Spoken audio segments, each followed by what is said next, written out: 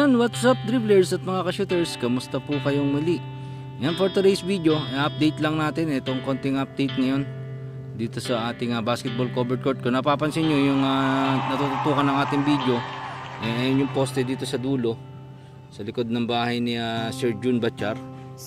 Ayan, nakikita nyo yung hinukay para sa tusang at para sa biga na gagawin ng ating contractor dito sa ating basketball covered court, mga ka-shooters.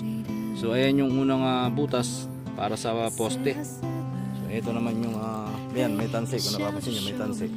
So ayan yung paglalagyan ng biga.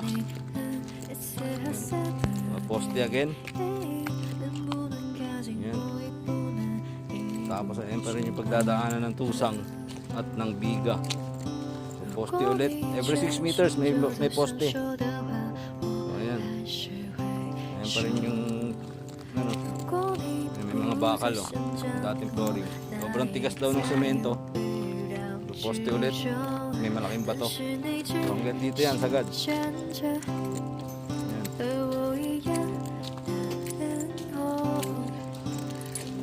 Ayan. Paano na poste yan? Tapos lalagyan ng biga tsaka ng tusang. Ano yung tusang? Yun yung culvert na pagdadaanan ng tubig. Tapos yung biga, yun naman yung pampatibay. Hanggang kabilaan yan. Ayan. Yung butas. So same din ang gagawin yan dito sa kabilang side. Hukayan din papunta dun para lagyan ng tusang at lalagyan ng biga. No? Dito naman sa kabilang side na to, ito hollow blocks naman ang ilalagay papunta ron. Punta dito patawid. So, ayan. Ayan yung ilukay nila dito. May malaking tubo ng prime water. Nasa ilalim para ng stage pinadaan. Yung dating nakikita nyo. Ayan na yung poste.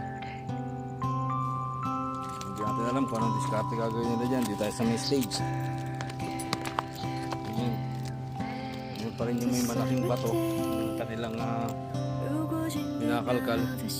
Ginagamitan ng jackhammer sa sobrang tigas ng bato na andyan. Ayan, itong kabilang poste na to. Itong natamaan din ang kabilang poste. May malaking bato rin sa ilalim. Kailangan nilang tibagin.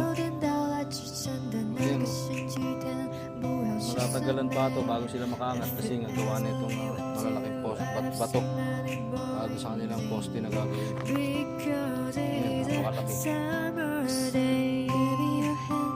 May isa pa yan dito, magbubutas pa sila dito banda.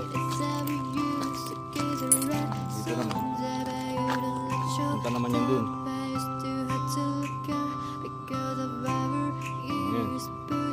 Ayan lang yung nagawa nila ngayon, no? Ngayong araw. So maghapon kasi medyo may katigasan talaga itong simento na nandito. Gina-jackhammer na nila yan. Pero talagang matigas yung simento sa paggagawa nila ng biga tsaka ng paglalagyan ng culvert para doon sa tusang na pagdadaanan ng tubig. Tawag nila tusang pero alam ko doon imbornal yun So ayun lang yung ating update. Ayun pa lang yung ating update sa ngayon. Wala tayong ibang malaking update. Ayan pa lang din. Ayan pa lang yung nagagawa nyo. Pero kahapon doon lang yan. Kanyang nahukay. Inabot na siya rito. Sa pang-limang poste. Pang-apat. Tama, pang-apat na poste. Inabot na siya dyan. So baka bukas tapos niya na yan. Ang kaya ng ganito yung mga simento. So lupa na kasunod yan. Ito lupa na doon. Kaya medyo may katigasan ng simento. So ayan lang yung ating update para sa ngayong araw.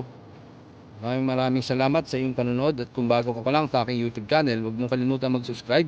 I-hit ang notifications bell button para lagi kang updated sa aking mga video. Maraming salamat. Ingat and God bless.